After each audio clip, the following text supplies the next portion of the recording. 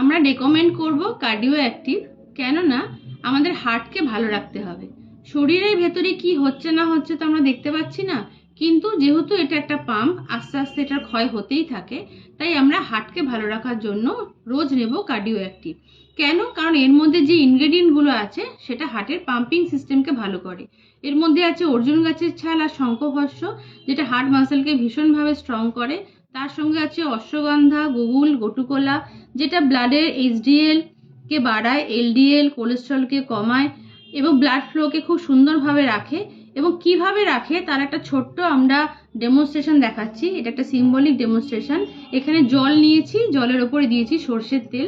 আমরা জানি জল আর তেল মিশ খায় না। আর এখানে আমরা কার্ডিও অ্যাক্টিভের একটা ট্যাবলেটকে গুঁড়ো করে নিয়েছি।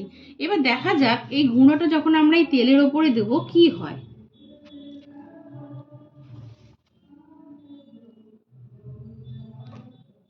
দেখা যাবে তেলটা আস্তে আস্তে নিচের দিকে কেটে পড়ে যাবে।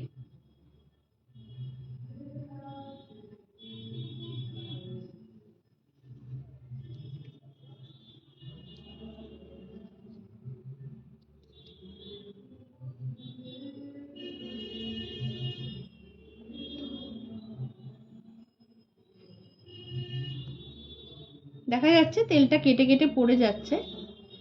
এটা দিয়ে আমরা এটাই বোঝানোর চেষ্টা করছি, যখন এই ওয়েলনেস প্রোডাক্টটা আমাদের ব্লাড স্ট্রিমের মধ্যে মিশে যাবে, আস্তে আস্তে ফ্যাটগুলোকেও এরা এইভাবে ইমালসিফাই করে দেবে, যার জন্য আমাদের অ্যাথেরোস্ক্লেরোসিস বা জমে গিয়ে যে আমাদের আর্টারিতে যে ব্লকেজ হয়ে যায় সেটা হবে না।